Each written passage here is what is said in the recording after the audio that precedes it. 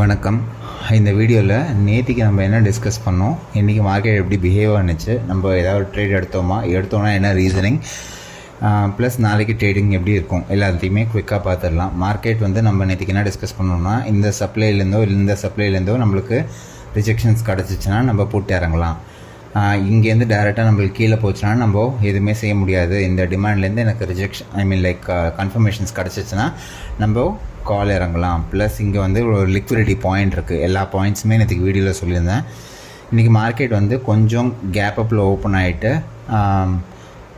கீழே வர மாதிரி திருப்பி ஒரு கம்ப்ளீட் ரேஞ்ச் பவுண்டு தான் சுற்றிக்கிட்டு எங்கேயுமே ட்ரேடபிள் ஆப்பர்ச்சுனிட்டியே கிடைக்கல.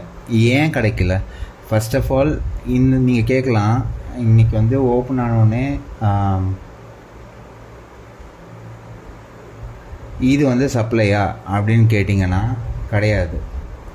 இது சப்ளையா அப்படின்னு நீங்கள் கேட்கலாம். இது சப்ளை கிடையாது. ஏன் கிடையாது? இது சப்ளை ஏன் கிடையாதுன்னா, இன்றைக்கி சப்போஸ் மார்க்கெட் இதை தொட்டுட்டு ஒரு பிரேக் ஆஃப் ஸ்ட்ரக்சர் கொடுத்துருக்கான்னு பாருங்கள். இதை தொட்டதுக்கப்புறமா ஒரு பிரேக் ஆஃப் ஸ்ட்ரக்சர் கொடுத்துச்சா? கொடுத்துருந்துச்சுன்னா அது சப்ளை. ப்ளஸ் நம்மளுக்கு இமீடியட்டாக என்ன பண்ணியிருந்துருக்கலாம், நெக்ஸ்ட்டு இங்கே ஒரு சப்ளை விட்டுட்டு போயிருந்திருக்கா, இந்த சப்ளைலேருந்து நம்ம இறங்கியிருந்துருக்கலாம். இப்படி தான் நம்ம ட்ரேடிங் பிளான் அமைஞ்சிருக்கும். சரி, ஃபஸ்ட்டு சப்ளைலேருந்து தொட்டு இருந்திருக்கு, பிரேக் ஆஃப் ஸ்ட்ரக்சர் கொடுத்துருந்துச்சுன்னா செகண்ட் சப்ளைலேருந்து நம்ம இறங்குறது it's a valid point.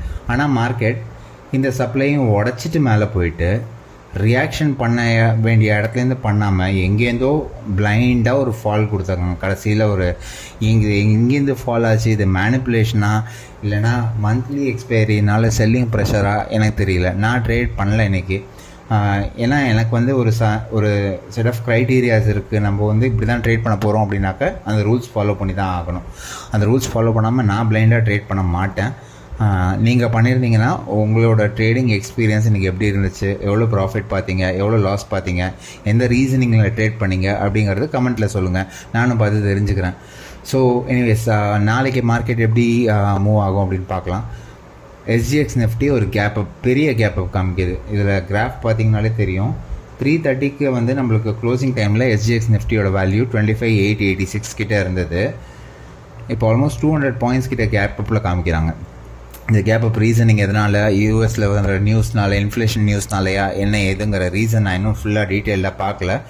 Anyways, நம்ம Indian market suppose SGX Nifty சொல்கிற மாதிரியே கேப் அப்பில் ஓப்பன் ஆகிறாங்க அப்படின்னா எங்கே ஓப்பன் ஆகுது? 26,076. நம்ம எல்லா சினாரியோஸுமே கவர் பண்ணிடலாம். ஸோ ஃபஸ்ட்டு மார்க்கெட் ஃப்ளாட்டாக ஓப்பன் ஆகிறாங்க. ஃப்ளாட்டாக ஓப்பன் ஆகிட்டு மார்க்கெட் மேலே போகிறாங்க அப்படின்னா நம்மளுக்கு இங்கே பிரேக் ஆஃப் ஸ்ட்ரக்சர் கிடச்சதுனால இந்த சப்ளைலேருந்து நம்ம செல் பண்ண ஆரம்பிக்கலாம். இந்த சப்ளை நான் மார்க் பண்ணுறேன்.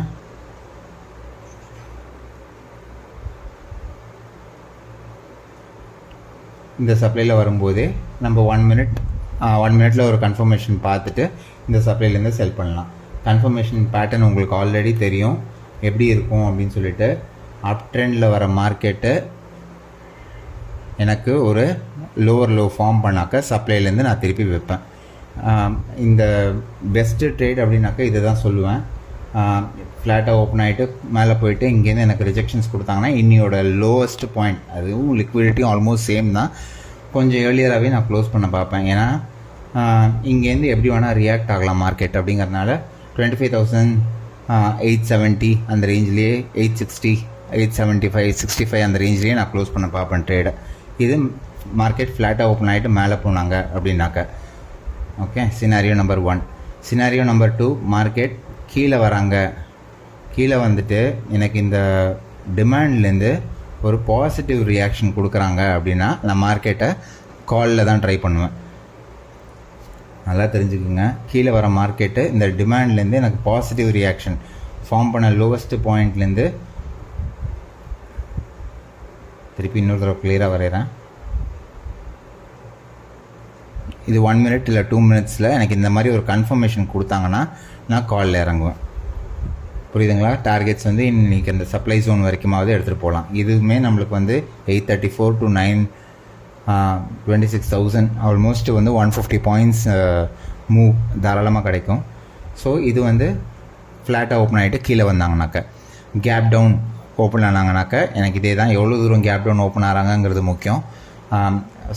ஸ்மால் கேப் டவுனாக இருந்துச்சுன்னா இந்த பேட்டர்ன் பார்ப்பேன், இந்த டிமாண்ட்லேருந்து, இல்லைனா இந்த டிமாண்ட்லேருந்து பார்ப்பேன். ஏதாவது ஒரு டிமாண்ட்லேருந்து எனக்கு பாசிட்டிவ் ரியாக்ஷன் கொடுத்துச்சுனாக்க நான் மார்க்கெட்டில் காலில் தான் இறங்குவேன். அதுவே பிக் கேப் அப், இந்த சப்ளையும் தாண்டி SGX நிஃப்டி சொல்கிற மாதிரி எனக்கு இந்த சப்ளை கிட்ட ஓப்பன் ஆனாங்கன்னா அப்போ என்ன ஆகும்னா, நான் வந்து மார்க்கெட்டில் மானிட்டர் தான் பண்ணுவேன். ப்ரைஸ் ஆக்ஷன் எப்படி ஃபாலோ ஆகுது, இந்த சப்ளைலேருந்து எனக்கு ஒரு ரிஜெக்ஷன்ஸ் கொடுத்தாங்கன்னா தாராளமாக இன்றைக்கி லாஸ்ட் கேண்டில்